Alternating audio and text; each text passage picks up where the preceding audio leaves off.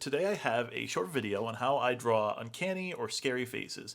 I spent a lot of time drawing like disturbing and repulsive faces, just barely kind of pass as human, so I'm really excited to share what I've learned with you. This will be a very loose step-by-step video, so if you want to follow along, it doesn't have to be perfect. In fact, adding your own touches to the piece will probably make it even scarier, so don't be afraid to make mistakes or veer from your own direction. So the first thing I do here is I kind of just want to get a head down. I just draw a very basic shape of a head. Again, doesn't have to be perfect because we're making this creepy. Just that good general shape. I also like to offset it a little bit. I do find that staring from like a cocked head is a lot creepier than just straight on. Straight on can also be scary. I think it just depends on context, but that's just my personal preference. You can do as you like. I make the eyes here just very general almond shapes. Again, we're going to flesh this out. We're going to make this nose kind of a little more defined. I usually like to draw less defined noses with my characters, but with creepy or uncanny characters, I really like to flesh out certain features and make a hard line on the nose. You know, really make sure people know where the eyes, the nose, the mouth is. So it retains that human element, and then you can kind of distort and disturb it along the way. Now, I also made the mouth very wide. No teeth. I had a little debate here if I wanted to add teeth or not, but I did want to have a lower lip.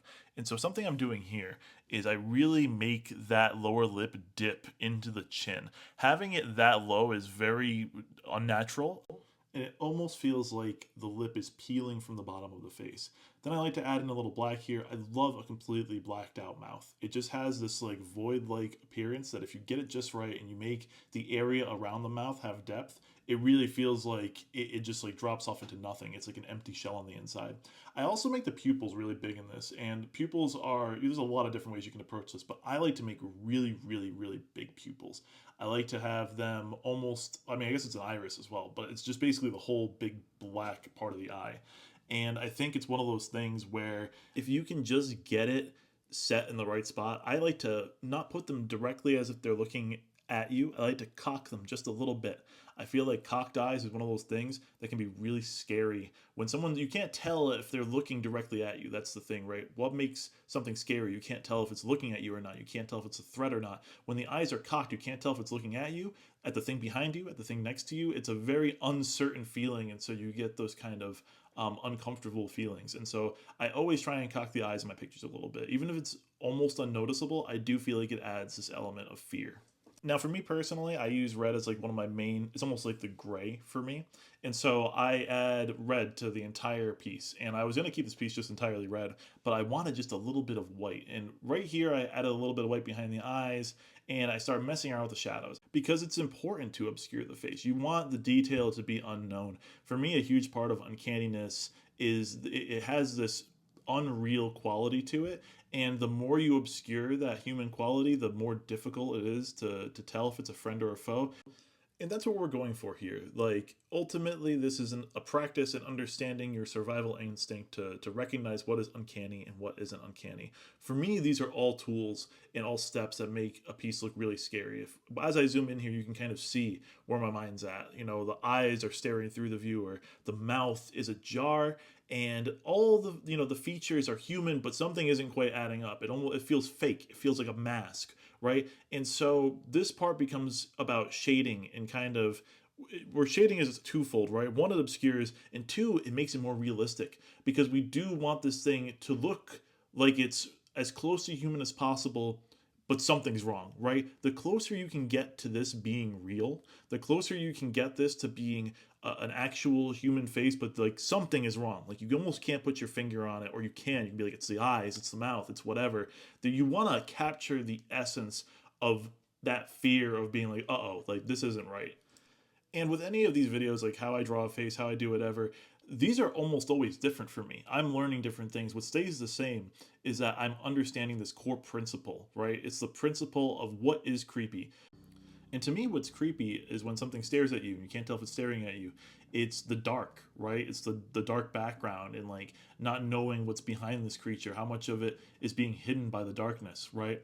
It's the gaping mouth. I personally, one of my biggest fears is being eaten. I think that's a horrifying thing. I've seen, you know, videos of animals being eaten whole. That's frightening, dude. That's extremely disturbing.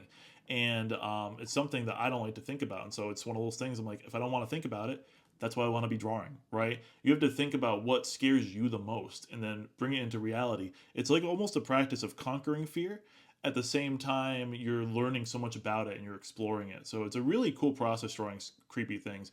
And I'm really happy with how this one has turned out, right? This face is just super weird. I don't like looking at it. It looks human, but it has that feeling of like something is entirely wrong with this head.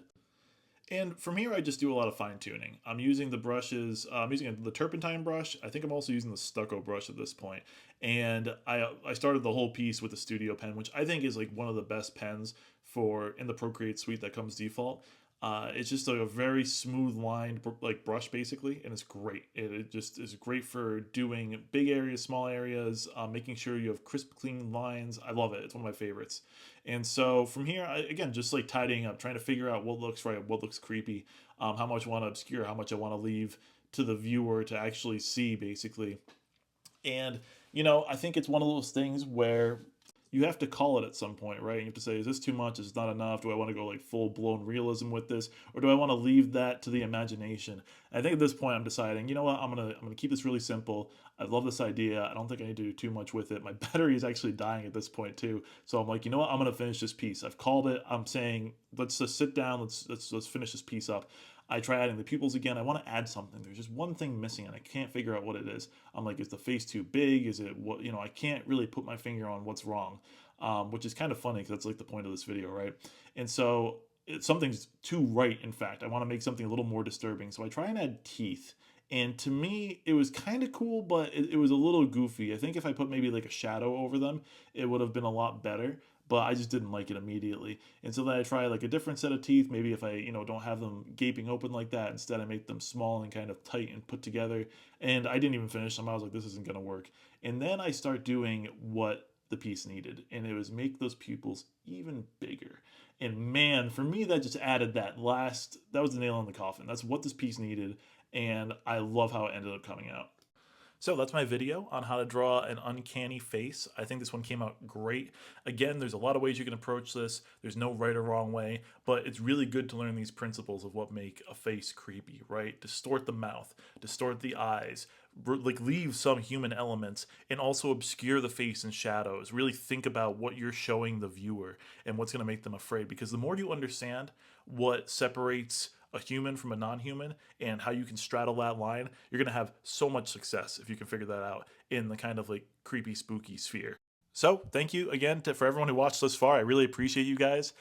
Thank you to all my Patreon supporters. You guys are the best. Again, we'll be doing the new How to Draw a Monster video next week, and that will be on the succubus, so I'm really excited about that. Piece is almost finished.